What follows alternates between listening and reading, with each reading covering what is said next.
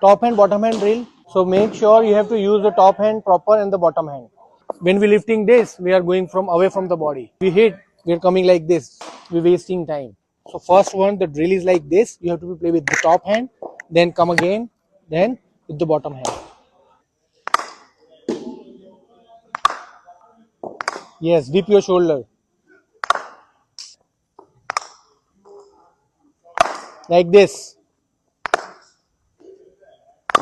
Better.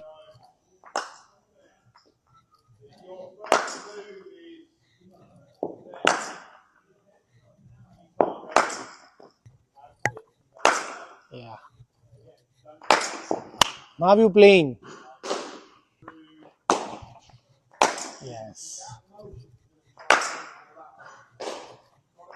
Yes.